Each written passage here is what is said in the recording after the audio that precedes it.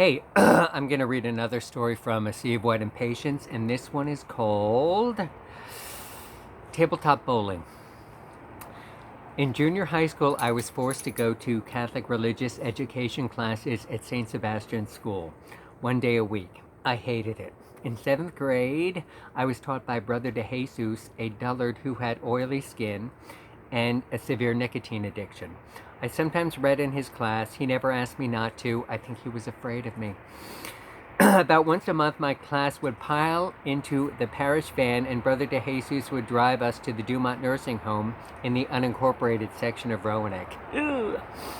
It was a dreadful place. Every bad dream you had about nursing homes was realized at Dumont.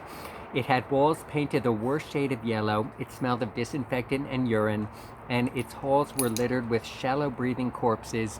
It was horrible. My class visited the glorified morgue on the first Wednesday afternoon of each month. That was when the old folks got wheeled into the recreation room and split into 2 teams for tabletop bowling.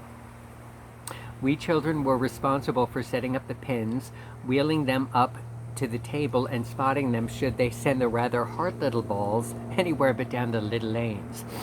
The moment we arrived, I always walked right to the end of one of the tables where the pins were and sat down next to it. It was understood among my classmates I had no interest in talking to the seniors or pushing them around in their wheelchairs or chasing the little bowling balls should some palsied old Parkinson's sufferer throw it across the room or wherever. After visits to the nursing home, my classmates got to know some of the residents. The tabletop bowling regulars included a demented old creature named Helena, who could not hold a spoon, much less throw a ball. She was so whacked, I wondered how she was able to communicate to the staff her desire to play the game. Whenever it was her turn, whoever wheeled her up to the table alerted everyone else in the room. All activity would stop as volunteers and residents would brace themselves for a volley of flying bowling balls. Inevitably, Helena would miss the table. Rarely would she ever throw it high or hard enough to actually hurt anyone. I think her peers enjoyed worrying about her poor aim and worse coordination because it made them think they had more control over their degenerate limbs and malfunctioning motor skills. Helena trying to play tabletop bowling was so pathetic it ceased to be funny after a very short while. On the few occasions the ball actually came down the alley, it did so in the gutter. She never got one pin down, ever. Finally, on our class's 4th or so visit, I had had enough. As one of my little friends wheeled her to the table, I told myself those pins were going down if I had to push them myself. As my classmate put the hard little ball into her gnarled and trembling hand, I sat with my back against the wall, hugging my knees, the right one all but leaning against the table. All the residents stopped what they were doing and put their hands in front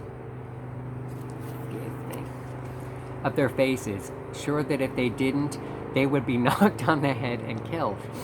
All eyes were on Helena. She sort of bent her elbow in a way that suggested she was winding up, and she let the ball go.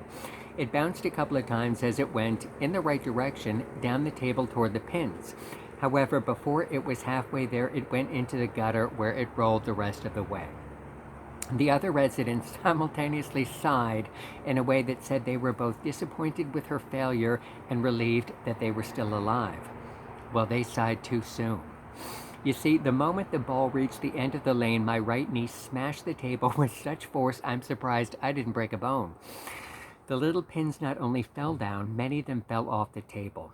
Surprised and jazzed by the violence of my act, I put my arms up triumphantly and screamed, "Strike!" Everyone in the room gasped. "Hooray! Hooray for Helena!"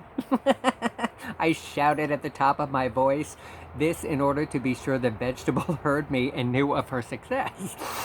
To my classmates' credit, they began cheering too. Several approached Helena, checked to make sure she was conscious, and congratulated her heartily, tapping her shoulder and clapping their hands in front of her face. I don't believe the poor old dear ever really knew what all the fuss was about, but she did shake her head a bit and grunt. That seemed to satisfy most of us. The whole episode was really very funny and sort of sweet, but mostly very funny.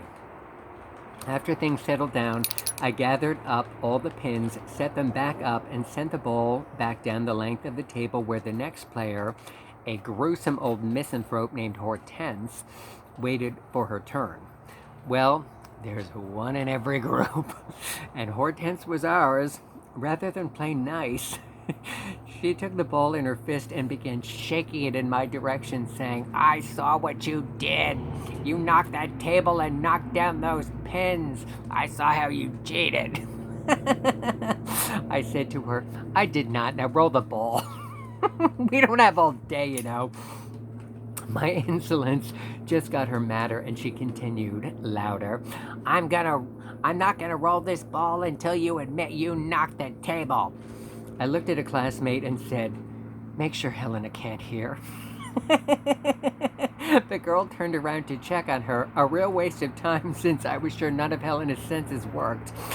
While I stood up and approached pain-in-the-ass Hortense with the same wicked stare I used to give my Red Rover adversaries. She squared her bony shoulders and gave me a stare so hard it was clear she wasn't the least bit intimidated. This, of course, annoyed me to no end. When I reached her, I leaned over to bitch her out quietly, but before I could open my mouth, she spat. "You cheated." "I saw you. You're a cheater." She actually sprayed saliva in my face. I was in a rage and said, through gritted teeth, "Why don't you shut up, you ugly old bat?" As you can imagine, Hortense didn't appreciate that compliment, and she began shouting for a staff member. An orderly came over, as did one of the nursing home administrators and boring Brother de Jesus. Hortense told them all I cursed at her and threatened her, something none of them believed. Stupid woman. Had she just told them I called her an ugly old bat, they would have bought it and I would have been in juvie. Some people just don't know how to play the game. I denied everything, and my classmates, who were so touched by what I had done for Helena, came to my defense. Hortense was moved to the other tabletop bowling table, and the next old-timer got wheeled up to mine. When it was again Helena's turn to bowl, I made sure everyone in the room knew it. Here she comes again. The reigning bowling queen of Dumont Nursing Home, I shouted loud enough for horrible Hortense to hear. Everyone knew I was up to something. My classmates were children who had known me since kindergarten. The residents could feel the excitement. Helena, the ball in her hand, did that jerky thing with her elbow and once again sent it bouncing down the lane. I made immediate and steely-eyed contact with Hortense and, with both hands, pushed the entire table over, sending it crashing and splintering to the floor. "Strike two!" I shouted, and jumped to my feet and up and down, cheering as if the Germans had just surrendered. The rest of the room went bananas, clapping, laughing, and yelling, "Hooray!" They were happy not just that Helena's game had so quickly improved, but that they had something fun and distracting to talk about for the next few weeks. I calmed down instantly and looked around the room at the group as they continued their revelry, and then my eyes met the angry eyes of Hortense. She was seething with rage at my insult, furious that I went to such destructive lengths to get her. The administrator came back into the room to see what all the laughter and joy was about. Her face was beaming until she noticed the broken table. Bitch Hortense began wheeling herself over to her, trying to get her attention, but I was too fast for the old thing.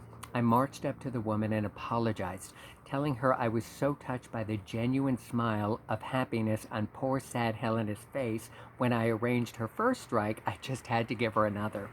And in my zeal once again to please my new friend, I got carried away. The administrator smiled at me genuinely, and I knew I was forgiven. Brother de Jesus entered the room, having gone out to enjoy a smoke or 20, and went immediately over to the table. He put it back together with the help of one of the old men. As they did this, I looked over at Hortense and gave her the broadest, gloatiest Cheshire cat smile I could. I thought she would explode. The table was fixed in 20 minutes thanks to the skills of Brother de Jesus and the talented old man who, a former carpenter, was thrilled to be useful. Our afternoon continued uneventfully. When it was time to go, I made sure I passed Hortense on my way out. As I did, I said, loudly, and looking right at my enemy, "Goodbye, Helena, and congratulations!" Then I added softly to Hortense, "You ugly old bat." The following 2 months, our religious education class missed our visits to the Dumont nursing home. I can't remember why. I do remember that when we finally went back, I learned... I'm laughing. I'm so awful. I learned both Helena and Hortense had died. Helena from all the excitement, I'm sure. Hortense, well, someone told me she died quietly and peacefully in her sleep from congestive heart failure. I like to think she did so conscious and in a screaming rage, perhaps in a straitjacket, but certainly cursing me to the nine hells.